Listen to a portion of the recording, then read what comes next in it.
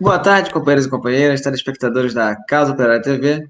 Estamos de volta com o Juventude Revolucionária, seu programa organizado pela AJR, a Aliança da Juventude Revolucionária, Juventude do PCO. Programa aí que vai ao ar todas as quintas-feiras, às 14 horas, para falar aí sobre os temas mais importantes da juventude, do movimento estudantil como um todo, é, semanalmente, né? Comigo também, Vinícius Rodrigues, está o companheiro Uriel, diretamente de São Paulo. Pode se apresentar, Uriel. Olá, companheiros. Boa tarde, tudo bem? Sempre bom estar aqui no programa da Juventude Revolucionária. Hoje eu estou aqui falando diretamente de São Paulo, né? A gente está tendo várias reuniões, organizando aqui o movimento também, né? O grande ato aí do dia 19, as plenárias da juventude que a gente vai organizar aí no dia 12. Mas eu sou lá do DF, do Distrito Federal, onde a gente também tem um trabalho forte com a juventude. E vamos fazer uma boa discussão aqui hoje, né? Precisamos aí, como está no título, organizar a juventude para esse momento de manifestações. Exatamente. Precisamos organizar a juventude. Mas antes de chegar aí no tema principal do dia, vamos começar com o tema recorrente. É uma coisa que não vai embora, não vai embora tão cedo, né? Porque é diretamente ligado ao coronavírus, que é a política da burguesia de impor a volta às aulas antes do fim da pandemia. Nós temos aí uma constante. Quem acompanha aqui o programa da Juventude Revolucionária sabe que a gente meio que tem esse assunto semanalmente há mais de um ano, né? Porque é um assunto que não vai embora. Agora, na verdade, o programa está mais interessante, né? Porque temos atos, temos mobilizações, então a gente até fica animado, né? De fato, tem que ficar animado. Mas ainda assim, continua aí as investidas pela volta às aulas, que não tem, de forma alguma, né, a situação melhorou. A gente ainda tem milhares de pessoas morrendo todos os dias no Brasil. E a última notícia é que nós temos aqui é sobre a situação em Minas Gerais. O estado de Minas Gerais aí, que é um estado que foi duramente afetado pelo Covid, tem o governo ultra neoliberal do Zema, Partido Novo. Ele tá em mais uma daquelas disputas que a gente viu diversas vezes ao longo do ano na justiça, né? A justiça vai, aí uma instância proíbe a volta às aulas, o sindicato ele pede aí uma liminar, aí a justiça volta atrás, fica indo e vindo, e no final o que a gente viu ao longo dessa disputa é que essa política vai avançando, né, lentamente, em alguns lugares até mais rápido, em outros lugares mais lentamente, mas sempre avançando na direção de impor a volta às aulas completa aos estudantes. Então temos aqui, né, está acontecendo nesse exato momento mais um julgamento no Tribunal de Justiça de Minas Gerais para permitir aí a volta às aulas presenciais a partir da semana que vem. É uma questão que a gente já abordou muitas vezes, né? Sobre a pressão que os bancos internacionais fazem pela volta às aulas, a quantidade de alunos que vai frequentar as ruas, são milhões, dezenas de milhões de pessoas, vão movimentar a economia. Da mesma forma aí desde o início da pandemia, se fez uma enorme pressão para certos setores continuarem abertos, continuarem funcionando normalmente sem uma paralisação. As escolas nós temos essa pressão, né? E o próprio governador já declarou aí que é favorável à reabertura das escolas, falando assim: volta às aulas é um anseio de muitos pais e de nosso governo, mas a questão agora está sob júdice. Vale lembrar que essa volta às aulas será opcional. É aquele opcional, né, que a gente conhece há muito tempo, né? Que nem o EAD opcional ou as outras questões opcionais que concernem a juventude, né? Não é uma. É aquele. Você tem a opção de fazer ou de ser expulso, ou fazer. Ou a gente tem até uma notícia interessante sobre esqueci o nome, é uma palavra um pouco ridícula. Desligamentos. Sobre os desligamentos nas universidades. Então temos aí o avanço dessa política genocida no estado de Minas Gerais. E, na verdade, temos um avanço aí no estado do Rio de Janeiro e no próprio estado de São Paulo, né? A gente teve aí o caso também daqui do governo de São Paulo. Não sei se o Uriel quer comentar um pouco sobre Minas Gerais e falar rapidamente sobre São Paulo, e depois eu posso falar sobre o Rio de Janeiro, que é uma questão específica aqui de onde eu moro. Eu quero comentar com certeza esse assunto aí da volta às aulas, apesar da gente estar falando ele sobre um ano, né? cada vez parece que fica mais interessante. Porque assim, o pessoal vai à direita, eles vão jogando vários balões de teste, né? Aqui no Distrito Federal, por exemplo, vai voltar mês que vem, se preparem. Não, vai voltar daqui a 2 meses, vai voltar daqui a 3. Eles ficam enrolando o movimento estudantil, o movimento dos trabalhadores, para que o pessoal se desmobilize e eles possam voltar às aulas. Só que agora já está super escrachado, né? Esse negócio de Minas, por exemplo. Minas está numa super enrolação também, volta, não volta, e volta algumas, não volta outras. A gente vê que o interesse deles é muito claro. Como o Vinícius falou, o pessoal quer abrir tudo, voltar com toda a economia, e eles só são impedidos porque eles sabem que a juventude, o movimento estudantil, é um movimento que se mobiliza com muita facilidade. A gente viu a prova disso aí no ato do dia 29. Os primeiros que se colocaram para ir para a rua foram os jovens e os estudantes. E no momento que eles abrem as escolas na situação que a gente está hoje, além do pessoal se mobilizar, né, porque vai estar todo mundo se vendo, vão estar se organizando, vai quebrar ainda mais com esse mito maluco do fique em casa, o pessoal vai começar a morrer dentro das aulas, que é o que já está acontecendo em São Paulo, com 35% aí das escolas abrindo. Só que agora o governo de São Paulo quer ir abrir tudo de uma vez, para você ver o desespero da burguesia durante a crise, né? Eles querem simplesmente abrir tudo, independente do que está acontecendo. E eu acho que isso revela também, né, para esse segundo semestre, né, que a tendência é que abram as escolas em vários locais. A gente também vai discutir a questão aqui dos cortes na educação, tudo isso revela que a direita tá se colocando para a briga de uma forma mais radicalizada também. Eu acho que até pode ser considerado um reflexo aí da mobilização, de tudo que está acontecendo, porque para eles fazerem isso, a gente não vai deixar barato. Então eles estão se apertando aí também para conseguir voltar às aulas e o negócio vai cair duro. Então, é mais um chamado que a gente faz para a juventude se organizar urgentemente, porque eles estão se apertando aí com os orçamentos capitalistas todos furados deles, e eles vão querer abrir todas as escolas. E aí que a gente vai simplesmente deixar os estudantes morrerem? Em grande medida, o movimento estudantil ele é responsável por deixar as escolas simplesmente abrirem. A gente vê o que está acontecendo em São Paulo, onde os professores estão em greve há muito tempo já, são meses de greve, e o movimento estudantil não existe, né? A Uni e a UBS não falam nada, enquanto tem professores, familiares e estudantes morrendo. É um negócio assim, é uma capitulação gigantesca, né? Mostra aí que o movimento é completamente artificial. Mas, por outro lado, a juventude ela tem uma disposição gigantesca de se mobilizar. A gente lá no Distrito Federal também chegou a organizar várias greves no ano passado, não só em apoio à greve dos professores em São Paulo, mas uma greve já contra o ensino à distância e a volta às aulas, né? Já não permitindo aí que o pessoal volte, abra as escolas, já falando, se você abrir a escola vai ter piquete. É isso que o movimento estudantil precisa falar. E finalmente tem que suspender o semestre, tem que ver alguma coisa desse tipo, não dá para simplesmente reabrir as escolas. Isso aí já fica óbvio, né? É engraçado, porque a gente já tá falando isso há um ano e a direita ainda assim tá forçando com argumentos que são assim, não existem, né? Enfim. Eu acho que eu queria citar esse caso da vacinação, que é interessante, né? Porque lá em São Paulo, eles estão planejando vai vacinar todos os professores e os demais funcionários da educação, porque nas escolas que estão abertas, elas têm um limite aí de 35% dos alunos. Que é aí uma ideia de que, bom, se você botar uma sala um pouco menos cheia, você não vai contaminar as pessoas, né? É uma ideia ridícula. Mas eles querem piorar essa situação, eles querem vacinar os professores justamente para botar 100% dos alunos em sala de aula. E aqui no Rio de Janeiro é uma situação parecida, né? A prefeitura resolveu vacinar todos os professores, os funcionários, em 2 dias. Vão pegar o dia aí, vão parar de vacinar.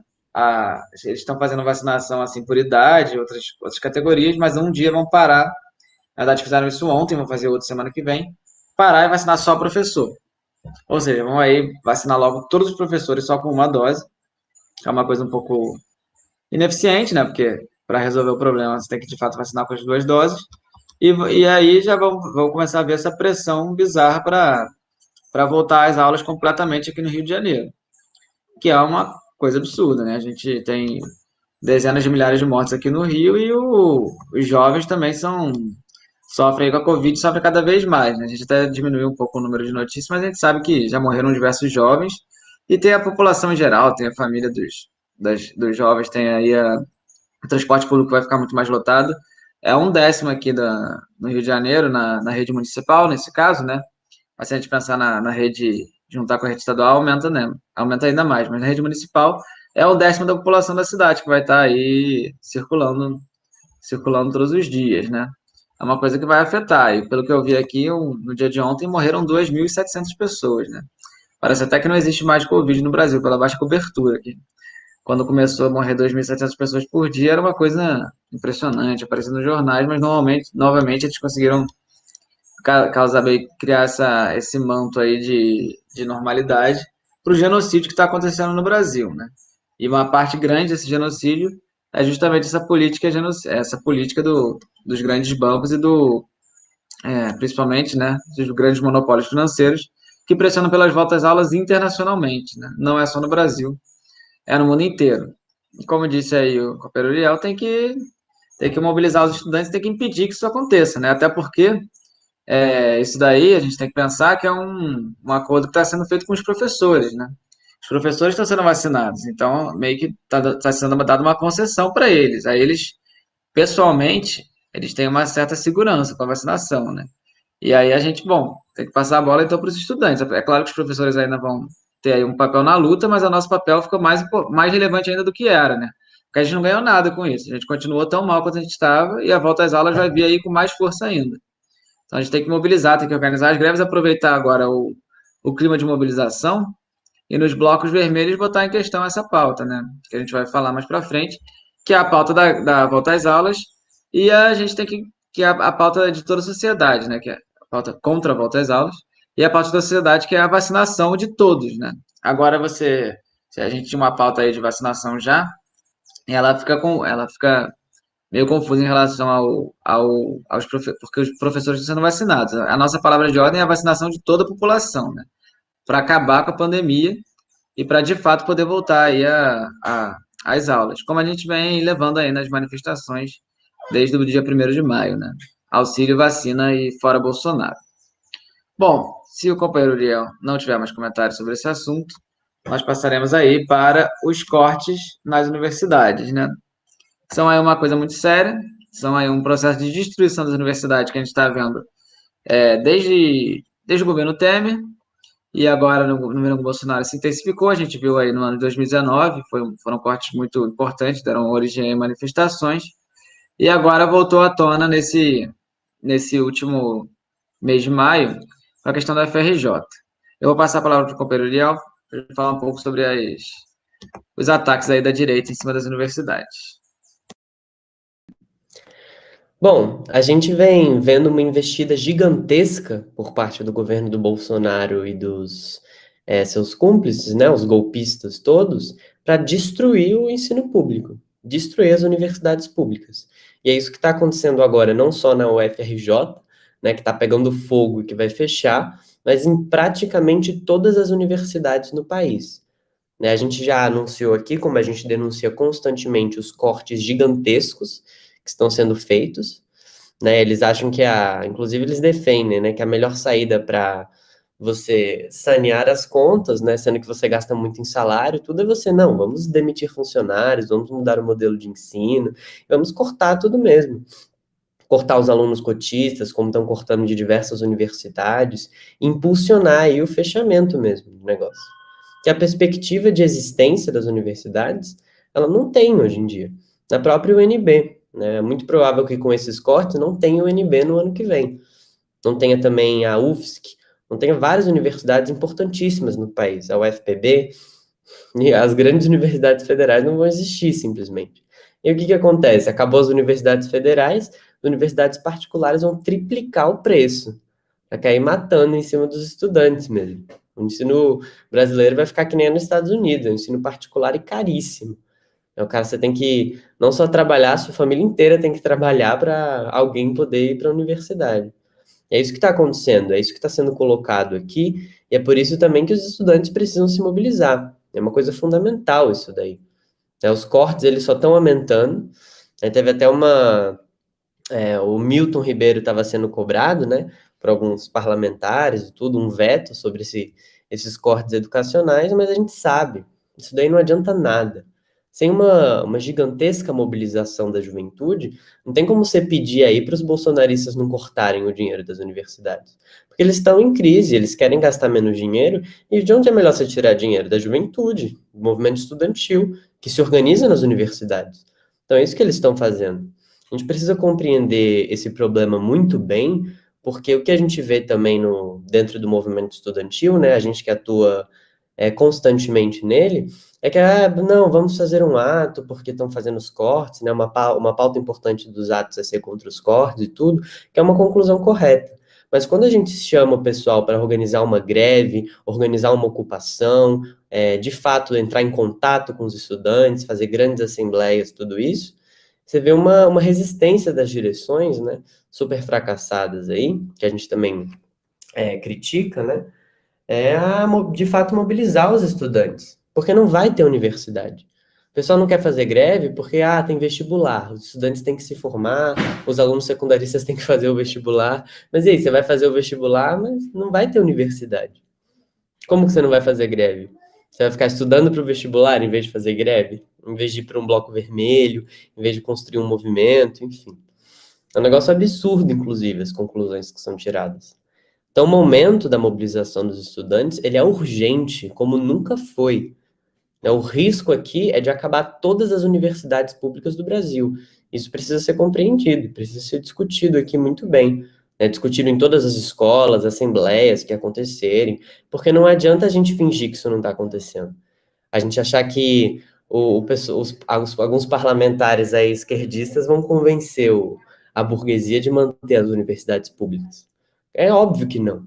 Já está aí muito bem colocado, que o interesse é destruir tudo. Esses dias a gente foi fazer um mutirão na Universidade de Brasília, né, na UNB, na moradia estudantil, e você vê como eles demitiram os funcionários, está todo mundo nessa bosta que é o EAD, não tem universidade, está sucateando. A UNB, que é uma das universidades mais bonitas do mundo, né, com uma arquitetura super moderna, enfim, tá toda destruída. Você chega lá tudo sujo, tudo quebrado, o banheiro não funciona. O negócio está sendo completamente sucateado. E é isso que está acontecendo não só na UNB, mas em todas as universidades. O FRJ, o companheiro Vinícius vai falar melhor que eu, mas está pegando fogo. E a gente vê que os estudantes, eles não aceitam isso com a bunda quadrada na cadeira. Não. Os estudantes, eles querem sair às ruas. O que a gente tem que fazer é chamar, e chamar cada vez mais. A gente precisa consolidar esses atos que estão acontecendo e consolidar uma gigantesca greve estudantil também, assim como os atos. Precisa fazer a greve para organizar um movimento, para fazer assembleias semanais, plenárias em todos os cursos. Enfim, precisa aí usar as estratégias do movimento estudantil, que a burguesia está usando todas as dela, o Bolsonaro está aí. Quando o companheiro Leão fala que o FRJ está pegando fogo, ela tem dois sentidos, na verdade, né? Tem o sentido literal, que é que ela de fato pegou o fogo, os prédios da FRJ estão completamente destruídos e pegando fogo. Foram 4 vezes aí nos últimos anos, e tem o sentido o clima político do FRJ está pegando fogo, né? Você vê aí a pressão que tem para acontecer aí um movimento estudantil que defende o FRJ, que está sendo constantemente boicotado aí pela direção aí especificamente do FRJ, né? Mas pelas direções em gerais no Brasil. Eu queria só continuar um pouco com os dados, né? Antes de fazer um comentário mais político, que teve aí mais um congelamento de cortes, né, no questão na questão da ciência, o Fundo de Desenvolvimento da Ciência e Tecnologia teve aí um congelamento de 5 bilhões de reais, e além aí das universidades que a gente falou, e o risco aí de fechamento é de 30 das 69 universidades federais, é quase metade aí das universidades federais que estão sob risco de não fechar o ano de 2020 porque não tem dinheiro suficiente. E aí a gente vê que os gastos aí atualmente no governo estão, em relação ao ensino superior, estão na casa dos 4,3 bilhões, e ano passado eram 5,6 bilhões, que já era uma coisa toda absurda, porque no governo Dilma, em 2011, eram 12 bilhões. Ou seja, 10 anos atrás, era 4 vezes maior do que é hoje em dia. E isso com a inflação, com a desvalorização do dinheiro. Você vê que como que o companheiro acabou de falar, da destruição completa da universidade, não é você diminuir aí um terço do orçamento em 10 anos, isso no valor nominal, porque a realidade está ainda pior, é uma destruição completa da universidade. Aí é um ataque duríssimo aí e não dá pra. A gente não pode. Porque, pelo que a gente vê, parece que é brincadeira, né? Parece que vai fechar, mas não vai, né? Vai fechar a FRJ? Será? Será que vai fechar? Não é FRJ, é a UNP. Isso daí. Bom, é a mesma coisa que falavam na época do golpe, né? Não, vai ter golpe. Será que vai ter golpe? Não. Governo consolidado, democracia. Não é assim. O negócio é sério. O risco é sério de fechar as universidades, de acabar a universidade.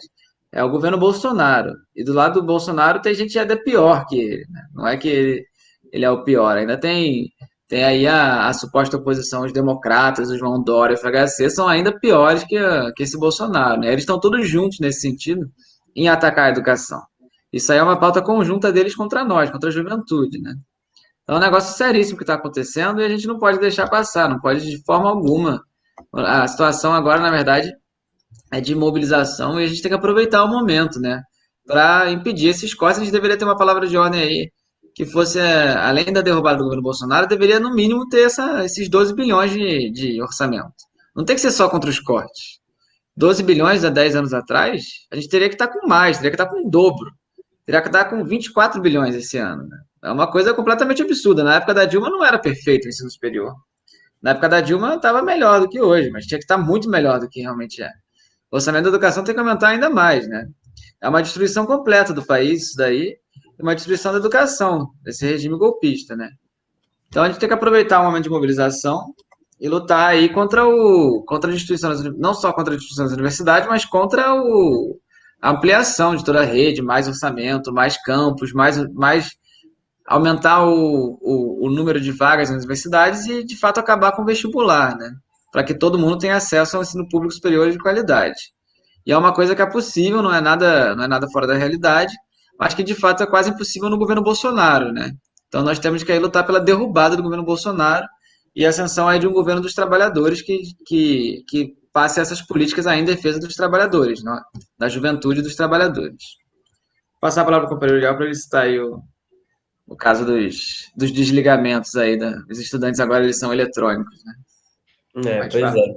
Só antes de eu falar isso, uma coisa que você falou que é interessante da gente comentar é que o pessoal gosta muito de. Eles culpam o governo Dilma e o governo PT pelo que está acontecendo hoje, né? Porque o pouco de universidade que eles criaram é muito para o orçamento, agora tem o teto de gastos, a gente não pode bater o teto de gastos.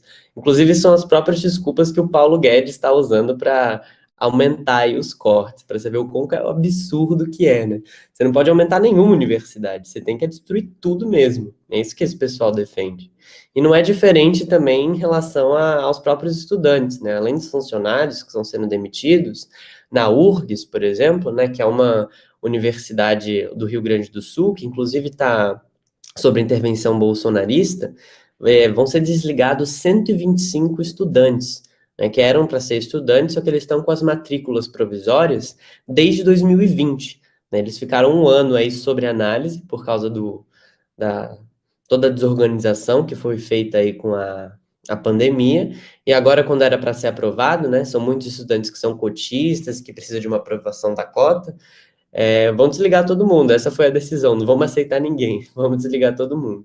Então você vê que é um negócio completamente criminoso que está sendo feito. Eles não estão só destruindo as universidades, eles estão expulsando os estudantes das universidades. É um negócio assim, a proposta que eles colocam é justamente de acabar com o ensino público. A gente não tem que entender de outra forma. Isso que o Vinícius falou é verdade. Muitos companheiros aí, a gente vê, confusos do movimento estudantil, colocam esse tipo de coisa. Não sei se vai acabar mesmo. De última hora eles sempre mudam de ideia, enfim. Não vamos se mobilizar tanto, não precisa fazer tanta coisa. Mas é justamente o contrário. Cada notícia que a gente vê, né, a mesma coisa com a volta às aulas, quanto mais tempo passa, mais a fundo eles vão nos interesses que são muito claros deles, porque são interesses econômicos. É muito importante para um capitalista, no final das contas, que você acabe com a educação pública, acabe com o movimento estudantil. E aí jogue tudo na mão dos tubarões aí do ensino privado. né, tire todos os alunos das universidades públicas, tire todas as periferias, como estão fazendo, desligando os cotistas. Isso está acontecendo no Brasil inteiro, esse desligamento de cotistas. Um negócio, assim, super criminoso, que deixa super evidente a necessidade de uma mobilização efetiva, de uma mobilização concreta, e principalmente de, como o Vinícius falou, uma mobilização organizada pela esquerda, organizada pelo movimento estudantil. É justamente esse o tema do programa hoje. A gente precisa se organizar nesses blocos vermelhos nas manifestações, precisa organizar a greve. Mas, bom, passo a bola para você, Vinícius. Não, eu queria continuar aí falando da questão da distribuição das universidades e ligando com a questão das empresas privadas, e que são empresas aí ligadas ao ensino à distância, né? Que é muito presente na própria universidade, até mais forte na universidade do que no ensino básico, né?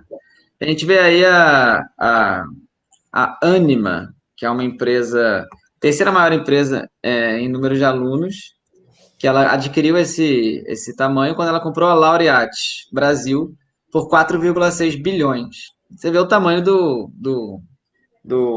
das empresas, né? Quanto é que era mesmo o orçamento da educação? Era parecido, né? O orçamento da educação é parecido com o valor que foi pago na Laureate. Você vê aí que o poder que tem essas empresas, né? Mais ou menos a mesma ordem de grandeza. E esses caras, eles estavam, a gente denunciou ano passado essa Laureate, ela estava demitindo todo mundo e contratando. E usando robô para dar aula. Quer dizer, aula não, né? Para dar o que eles fazem lá, que não dá nem para chamar de aula, né? Apesar de eles estarem fingindo que é ensino à distância. Os robôs estavam sendo usados aí para substituir os professores, né? Que é uma. Você vê aí o aspecto negativo para nós e tem o aspecto negativo para os professores também, que são descartáveis aí com esse modelo do EAD. Você bota aí um professor para dar aula para 2.000 alunos, esse tipo de coisa que é nocivo para todo mundo, né? Menos para eles que têm dinheiro aparentemente para gastar 4,6 bilhões comprando empresas aí, né? E o notório aí é que o comentário desse CEO CEO, não sei exatamente, é o cara, é um cargo muito alto na empresa, né? Eu acho que é um termo em inglês, seria o caso a gente ver o que isso significa. Mas ele fala, a dicotomia entre o EAD e o presencial vai acabar. Que é aí o que já estava sendo implementado em universidades privadas, né? Por exemplo, os companheiros da, da Estácio, Universidade, acho que é uma das maiores do Brasil, já comentaram que antes da pandemia, 30% já era EAD. Já era um avanço aí do EAD sobre as universidades, né? E já que eles querem botar esse modelo da universidade privada no Brasil inteiro, vai ser assim, vai ser um misto de o mínimo possível que pode ser feito no presencial, para não ser uma coisa completamente ridícula, né? Então você bota aí, sei lá, o cara tem educação física, ele vai numa quadra, ou medicina faz alguma coisa, ou humanas, já não sei nem se vai ter presencial, né? Mas alguma coisa presencial tem, o mínimo. E o resto fica no EAD, e o que é maximizado é justamente o lucro dos empresários, né? Que é esse o foco aí, você vai vendo a notícia, é interessante que essa notícia está no Money Times, um jornal aí para burgueses lerem e saberem onde investir seu dinheiro para enriquecer ainda mais, né? E o que a gente vê para a nossa realidade é justamente isso, né? Esse tipo de pessoa que está passando por cima da UFRJ e das universidades, esse tipo de gente que vai lucrar em cima dessas privatizações, que é o objetivo final deles, né? Então, a FRJ, primeiro que é bom comentar, né, essa questão do EAD na FRJ, que a gente não deveria ter aceitado, nem na UFRJ, nem em lugar nenhum, né?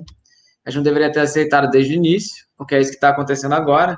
Demorou para sair a denúncia, para o pessoal perceber que a universidade estava para fechar, porque estava tendo uma aula, parecia que estava normal. E a princípio também você fala que vai fechar, mas ainda dá para manter alguma coisa, os professores estão em casa, não é tão drástico assim, as aulas continuam. É uma coisa aí que não deveríamos ter aceitado de forma alguma, como o companheiro Léo falou, a gente até organizou greves aí contra o EAD ano passado nas escolas lá no Centro-Oeste.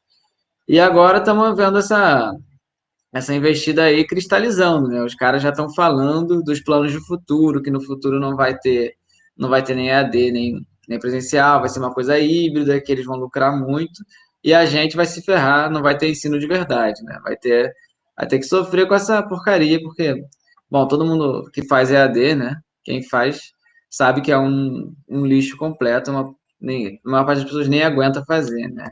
Isso quando é bom, quando é o caso aí de uma universidade com grana, como aí essas universidades federais. Quando a gente vai para as escolas, aí já é abaixo do ridículo, né? É uma coisa completamente absurda o que é feito. Mas, bom, vou passar a palavra para o companheiro Léo, porque senão não vai dar tempo da gente falar dos atos.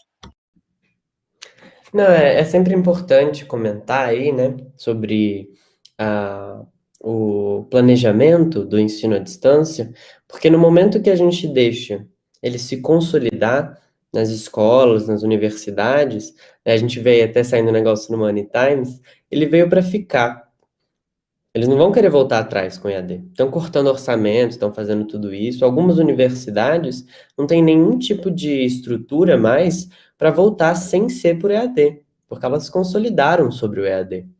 Então, quando a gente chamou as greves, e é o que a gente ainda chama hoje, é justamente para a gente suspender o semestre. Quem quiser faz alguma matéria letiva, optativa, algum grupo de estudos, alguma oficina, qualquer coisa desse tipo. Mas não tem que ter semestre oficial. Não tem que contar falta, não tem que fazer matrícula, não tem que ter nada disso daí. Porque isso aí, você está abrindo espaço para não só destruírem o movimento estudantil, né? Uma das maiores destruições de todos os tempos foi agora durante a pandemia. Você vê que os grêmios de várias escolas secundaristas sumiram, né? A maioria, na verdade, nem tem grêmio estudantil. Imagina com o EAD. E os DCEs, CAs, todos ficaram completamente inativos, né? A maioria das universidades não teve nem, nesse tempo todo, um tipo de assembleia estudantil. O EAD, ele tem esse intuito, e além disso, é aquela coisa que o Vinícius estava falando. Quem lucra com EAD, né, a gente já viu vários dados aqui, são as grandes empresas capitalistas, e o lucro não é baixo, não. O lucro é altíssimo, e agora ninguém vai querer voltar atrás. Então, por isso que na nossa greve, a primeira palavra de ordem era contra o EAD. EAD de forma alguma, em nenhum sentido, né? Contra a volta às aulas também e pelo fora Bolsonaro, auxílio, vacina, enfim, tudo aí que for necessário, né? Que é imediato. Mas essa questão do EAD, a gente sempre precisa colocar, porque agora você vê, as universidades particulares não só estão investindo em EAD, né, como estão fazendo todo um esquema de propaganda, e elas já cresceram 9% aí 10%, na verdade, perdão, no primeiro semestre desse ano. E o que vai acontecer é que elas vão continuar crescendo e continuar propagando aí o EAD. Acho que o pessoal até fica confuso, né? É pandemia, mas o que que a gente vai fazer? Enfim. É como se não existisse a possibilidade da gente se organizar, da gente ter um movimento estudantil, como se ele nunca existisse, mas é claro que ele existe. E é isso que a gente deve fazer. Inclusive, eu acho isso uma boa discussão para a gente já abrir o próximo tema, né, para falar sobre o próprio movimento estudantil e a importância da juventude, não só para combater o EAD, né, mas para a gente conseguir derrubar o próprio Bolsonaro. Bom, então vamos falar sobre o movimento estudantil, né? Que é uma coisa que tá aí na. Finalmente eles apareceram, ficaram um ano sumidos, ficaram aí. Nós que estávamos na rua aí o tempo todo, demoramos para ver o... as organizações do movimento estudantil, mas nas últimas agora parou nas últimas semanas a gente começou a rever eles aparecerem aí nas ruas, principalmente no ato do dia 29, né? Porque antes até teve um caso aqui na FRJ e tal, que estourou aqui, mas não vimos muito. E bom, o crucial é isso daí mesmo, né? Enquanto estava acontecendo todo esse processo de destruição que a gente acabou de citar, de sucateamento, de privatização, de EAD, de volta às aulas, esse momento aí que a juventude estava sendo duramente atacada, né? Tem a questão do desemprego também, que a gente não citou, mas é um negócio completamente absurdo. No Brasil é alto, na juventude é mais alto ainda, né? Enquanto estava passando isso tudo, as organizações que deveriam ser aí as que estão aí defendendo a juventude, essas organizações que representam a juventude, da luta da juventude, se omitiram aí, muitas delas até na própria questão das voltas às aulas, apoiaram a própria volta às aulas e antes apoiaram a EAD, supostamente porque era contra a volta às aulas, né? Não sei se o Urielto quer comentar sobre isso. Bom, eu só acho importante a gente esclarecer, né, sobre essa questão do movimento estudantil, que a UNE, em especial, a UBS também, as grandes entidades estudantis, estão há décadas sem fazer porra nenhuma. Não foi só agora na pandemia, não. O pessoal não existe. O movimento estudantil se mostrou um movimento super artificial agora, durante a pandemia. Não fizeram nada. Os DCEs não fizeram nada, os CAs não fizeram nada, porque a Uni simplesmente não existiu sobre a direção da UJS. Então a gente precisa colocar essa questão e que agora, né, uma vez que a juventude aí mostrou que vai para as ruas com ou sem a Uni, né, não depende só das direções, estão passando por cima das direções, eles estão fazendo todo tipo de coisa, um congresso surpresa que vai ter aí no mês que vem para dar um golpe, né, no pessoal sem votação, né, vão criar uma Uni ilegítima, né, no final das contas. As assembleias que aconteceram para organizar o ato, super antidemocráticas, enfim. O fundamental não é como se a ONU tivesse revivido. A ONU ela já não existe há muito tempo, já é um movimento artificial há muito tempo. Então, o que a gente precisa fazer é chamar agora a reconstrução da ONU pela base.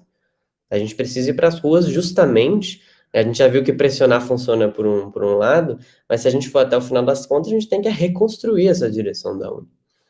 Tem que se organizar com cada universidade, com cada escola, criar comitês de luta, movimentos, para a gente conseguir ter uma base democrática e reconstruir essa gigantesca entidade estudantil, que precisa ser reconstruída. Não dá para continuar do jeito que está. Já se provou aí parasitária a UNE dentro do movimento estudantil, essa direção. Então, acho que essa discussão é fundamental aqui. Eu acho crucial esse ponto. Eu acho que a gente vê aí a maluquice da direção da ONU, principalmente nos próprios atos, quando eles resolveram aparecer, né? Essa coisa da bandeira verde e amarela do Brasil, a cor da própria ONU ser azul. Aí você vê as organizações que participam da ONU, da direção da ONU. Uma é branca, a outra é azul, a outra é roxa, a outra é laranja. É uma coisa confusionista aí, é para confundir completamente a situação, porque eles crescem aí na confusão, né? Quanto menos esclarecido tiver a situação, menos alunos vão compreender que eles não estão ali para defender os interesses dos alunos, como a gente acabou de ver, dos estudantes. E eles abrem aí uma coisa perigosíssima, que é uma porta de entrada para a direita nas manifestações, né? A direita, ela pega aí essa questão aí do verde e amarelo, essas pautas confusas, e vê aí de entrar. A gente sabe, na verdade, que a direção da Uni tem aí uma relação com a direita, a gente vê aí o próprio PCdoB querendo se fundir com o PSB, que é um partido de direita, e é uma coisa extremamente perigosa para as manifestações. Principalmente no quesito de que a juventude é o principal setor aí que está indo nas manifestações, né? Então, uma coisa que a gente tem que atacar duramente, essa questão do verde e amarelo aí, a gente não pode aceitar de forma alguma. Os atos têm que ser vermelhos, porque vermelho é a cor da classe trabalhadora, né? E, portanto, a cor da juventude, né? A cor aí dos setores aí que andam unificados, né? Os estudantes e os operários. E a gente, bom, por isso estamos organizando os nossos blocos vermelhos. A JR tá aí na linha de frente da organização desses blocos vermelhos no Brasil inteiro, né? Já foi feito no ato do dia 29 e agora será feito novamente nos atos do dia 19. Nós vamos fazer aí um bloco que defende, de fato, fora Bolsonaro, não é essa questão de impeachment, de coisa parlamentar, mas é o fora Bolsonaro nas ruas, a vacina para todas, como aí também uma pauta da juventude que permita aí a volta às aulas real para a população, a volta às aulas segura, de fato, que é a única forma de ser segura com a vacina para todos, que defende aí ao aumento do orçamento das universidades, né, não só o fim dos cortes, a derrubada de todos os interventores que o Bolsonaro colocou, defende a greve dos estudantes, né, que é a única forma de fato conseguir todas essas pautas que eu acabei de falar, que é importante nos atos, mas só mantendo a mobilização, e a melhor forma de manter essa mobilização justamente com a greve estudantil, que pode ser uma greve nacional, que a gente consegue conquistar aí tudo que a gente está pedindo, né? Então, esses blocos vermelhos são isso, né? São os blocos mais combativos dos atos, os blocos onde a juventude vai ter suas pautas aí, principais pautas representadas e a gente, na verdade, convoca aí todo mundo, não só aí no bloco, como organizar o bloco com a gente, né? Que é uma coisa crucial. Que aí vão ter no dia do ato, quando todo mundo. O pessoal que está vendo aqui vai ver, né? Vão ter aí um bloco vermelho, um bloco com as melhores faixas, com a bateria, com o ato daí. O ato que é legal, o ato que você de fato quer ir, e do outro lado vai ter o bloco lá da Uni, que é um bloco meio xoxo, assim, com carro de som falando coisa chata, falando nada com nada, meio verde e amarelo, meio colorido, e que não defende aí as pautas dos estudantes. Vai ser um bloco aí que a gente está vendo que não defende. Teve até o caso lá de Brasília, que o companheiro Uriel estava citando, que eles defendem a PM, né? Bom, o nosso bloco é pelo fim da PM, pelo fim da polícia, de todo o aparato de repressão. Então, bom, vou passar a palavra para o companheiro, já que o nosso tempo está acabando. Bom, algumas considerações sobre isso que o Vinícius colocou, né? E sobre a importância aí de organizar os blocos vermelhos. Uma coisa que a gente percebeu no último ato foi uma disposição é, quase que instantânea, né, e muito grande da juventude em comparecer nas manifestações. Em todos os lugares, a grande maioria de pessoas eram jovens. E dentre esses, a grande maioria não era organizada, não estava numa organização. Não foi porque o PSOL chamou, o PT chamou, a UNE chamou, a UB chamou, nem nada assim. Foram pessoas que foram porque já estavam para ir há muito tempo, só precisavam de um chamado como esse. Isso é muito positivo, porque mostra toda essa disposição de luta da juventude, mas tem um lado ruim, que é fácil desse movimento ser golpeado, ser tomado, ser tomado aí por alguma organização que o interesse seja destruir tudo, né? Uma organização aí, ou a reboque da direita, ou direitista de fato. Então a gente precisa compreender isso e chamar toda a juventude a estar nos blocos vermelhos e a estar organizada com a AJR, com o PCO, com essa política que a gente defende aqui. Os atos não são para falar de não vai ter Copa, disso, daquilo, de falar, defender a polícia, né? Como a Uni fez abertamente. O vice-presidente da Uni defendeu a polícia no ato do dia 29 em Brasília, né?